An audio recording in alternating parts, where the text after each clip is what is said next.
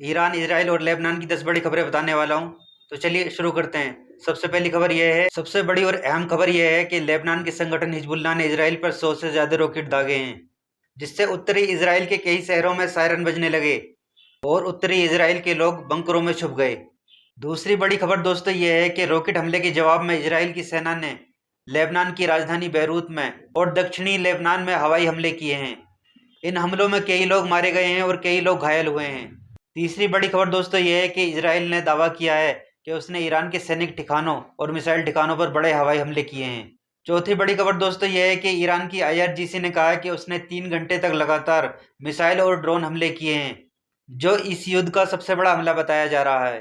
पांचवी बड़ी खबर दोस्तों यह है कि लेबनान की सीमा पर युद्ध बढ़ने की आशंका जताई जा रही है। इजराइल ने अपनी सेना की गोलानी ब्रिगेड को उत्तरी सीमा पर तैनात किया है, जिससे ये संकेत मिल रहे हैं कि लेबनान में जमीनी युद्ध शुरू हो सकता है।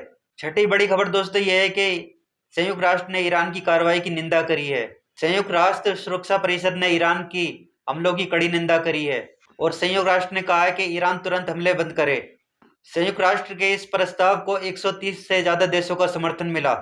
सातवीं बड़ी खबर दोस्तों यह है कि ईरान ने चेतावनी दी है कि वह अमेरिका इजराइल से जुड़े हुए बैंक और आर्थिक केंद्रों को निशाना बनाएगा। आठवीं बड़ी खबर दोस्तों यह है कि ईरान ने संकेत दिया है कि वह हार्मुज जल डमरू मध्य में जहाजों और तेल व्यापार को रोक सकता है, जिससे दुनिया की तेल सप्लाई पर बड़ा असर पड़ सकता है। नौवीं बड़ी खबर दोस्तों यह है कि 11 और 12 मार्च को इसराइल में मिसाइल अलर्ट सायरन बजे और इसराइल के एयर डिफेंस सिस्टम ने कई मिसाइलों को हवा में ही गिरा दिया। 10वीं बड़ी खबर दोस्तों यह है कि ईरान, इसराइल और लेबनान के बीच में युद्ध बढ़ने से पूरे मिडिल ईस्ट में इसका असर देखने को मिल रहा है और कई देश इस संघर्ष को रोकने की बहुत ज्यादा अपील कर रहे हैं।